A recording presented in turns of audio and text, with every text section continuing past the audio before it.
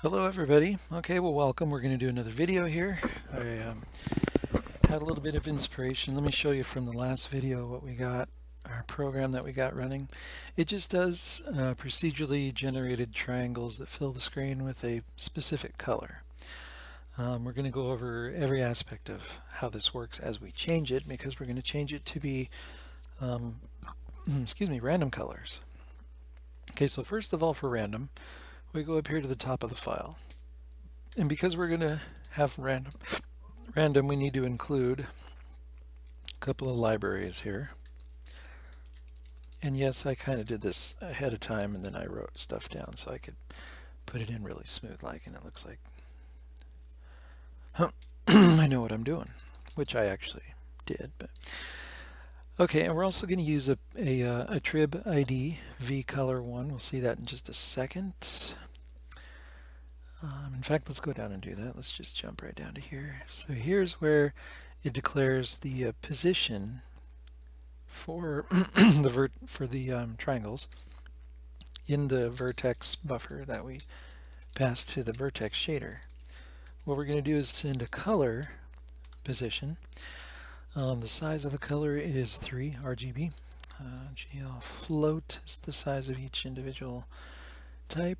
Normalized, no, so we're just going to leave that at false. The stride, okay, now the stride, I had to actually go to another project and copy the information. And the stride is right here. It's 5 times the size of float. So we're going to use that. Boom.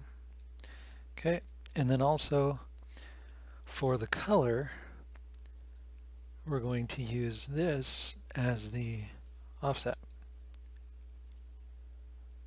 So, and then GL enable vertex trib array v color, which is just a number. And then up here we have to change this one, but the only thing we have to change about it is the stride, because instead of going to the very next variable to get the position vector, we're going to skip 5, because you're going to get 2 position floats and then 3 color floats. So in order to get from the start here to the next, you need 5. Okay, so there we go. There's that. Go back up to our main loop here with the J, and what we're going to do is we're going to include color right after the position. So we'll need, instead of just 2, an array of number of vertices by 2, we're going to need number of vertices by 5. So with each one of these, and I've already done this in advance, and it's just a random, we're just going to take right here, see the vertices, and we're just going to copy these right into the program. So I basically, well, I'll show you right here. So I basically took each one, and then I just went 2, 3, 4, float this random 0 to 99, divided by 100, and then that gives you a random for each red, green, and blue. Okay, and then we also do that for this 1 plus and the 2 plus. So here, we will grab that from the 1 plus,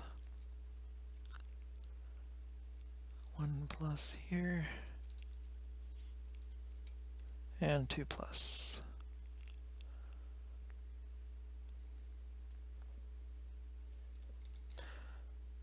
There we go. So now we come down here to the 2 plus, put it right in there. And so now we've got, instead of just, you see 2 floats representing the position, we've got 5 floats representing the position and the color. And that's what's represented here. We've got 5 floats, 2 representing position, 3 representing the color. And then we don't do anything else in this particular program. So that's our main, and we save it. And then what we want to do is go to the vertex shader.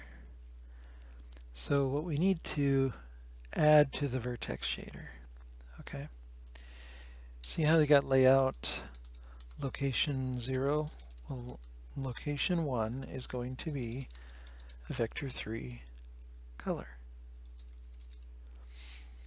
Okay, And then we're going to also, what we're going to do with that is we're going to send it out into the pipeline with a name that we give it right there. And then we just come down here, and all we do to out it is to specify the variable, and that equals the variable that was input, which is from the layout that we sent in, the vertex buffer that we created. Okay, and so then we go to our fragment shader. You notice we have an out color, and the color is predefined. Well, in this case, what we're going to do is change it. We're going to keep that and then go in vector 3, our color, right?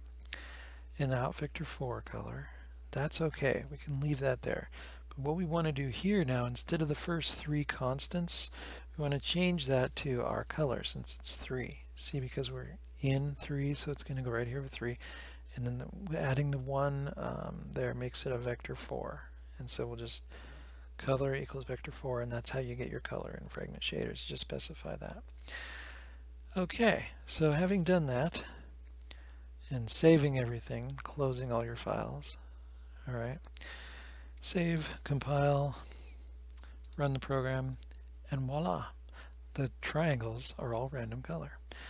Okay, well, thanks for tuning in. That was a quick video, and I hope you all enjoyed it. I see up here that I've got a Visual Studio update to install, so I'll probably do that as soon as I end the video. All right. And don't forget to like and subscribe if you really liked this video and want to see more. And I'm sorry for the delay in getting another video out. I think it was like a couple of weeks since I've done a video. So, all right. Take care, everybody. Good night.